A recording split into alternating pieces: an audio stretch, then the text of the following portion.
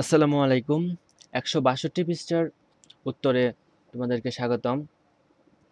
আজকে আমরা দেখব ইতিবাচক অর্থনীতি এবং নেতিবাচক অর্থনীতির এর অন্তর্ভুক্ত বিষয়গুলো। দেখো, দলগত কাজ ৩ এ কি বলা হয়েছে। এখন আমরা দলগতভাবে নিজ এলাকার অর্থনৈতিক সমস্যাগুলো কোনটি ইতিবাচক অর্থনীতি এবং কোনটি নেতিবাচক অর্থনীতির অন্তর্ভুক্ত তা আমরা জানব।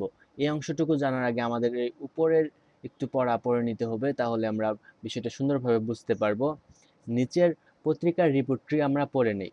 বিশ্ববাজারে দ্রব্যমূল্যের ঊর্ধ্বগতির প্রভাব বাংলাদেশের অর্থনীতিতে পড়েছে।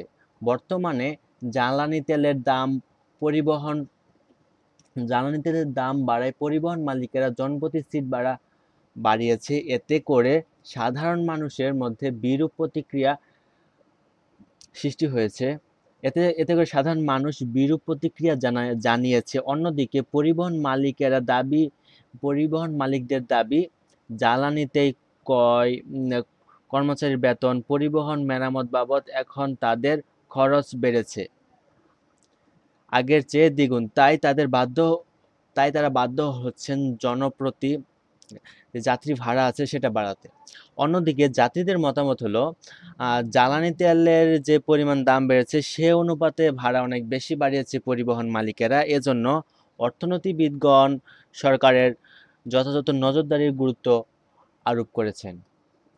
আমরা খেয়াল করলে দেখব, এখানে বিশ্ববাজারে জ্বালানি তেলের দাম বাড়ানোর প্রভাব বর্ণনায় পরিবহন মালিক, যাত্রী, অর্থনীতিবাদের মতামত তুলে ধরা হয়েছে।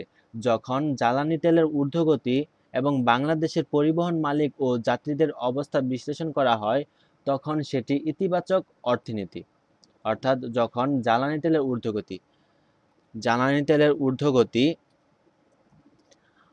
এবং বাংলাদেশের পরিবহন মালিক ও যাত্রীদের অবস্থা বিশ্লেষণ করা হয়, তখন সেটি ইতিবাচক অর্থনীতি বা পজিটিভ ইকোনমিক্স হিসেবে বিবেচনা করা হয়। আবার অর্থনৈতিক প্রতিক্রিয়া বা কর্মকাণ্ড কেমন হওয়া উচিত বা অনুচিত ইত্যাদি বিষয়ে যখন কোনো অর্থনীতিবিদের বক্তব্য বা আলোচনা করা হয়ে থাকে, তখন সেটি নেতিবাচক অর্থনীতি বা নরমেটিভ ইকোনমিক্সের আওতাভুক্ত।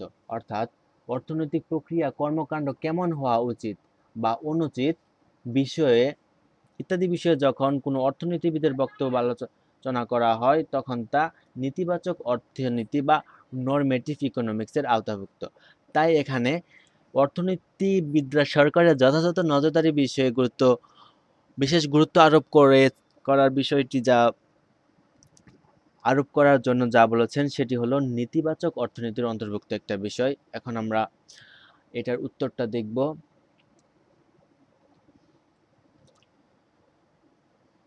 ইতিবাচক অর্থনীতি এবং নেতিবাচক অর্থনীতি, এখানে এই লেখাটা ডাবল হয়ে গেছে, দুঃখিত আমি, যেখানে লেখাটা ডাবল হয়ে গেছে। ইতিবাচক অর্থনীতি এবং নেতিবাচক অর্থনীতির মধ্যে পার্থক্য, এখানে পার্থক্য অন্তর্ভুক্ত বিষয়গুলো দেখানো হয়েছে।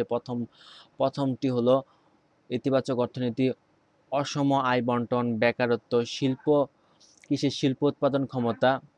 নেতিবাচক অর্থনীতির মধ্যে ভর্তুকি প্রদান, বেকারত্বের হার কমানো উচিত, মূল্যস্ফীতির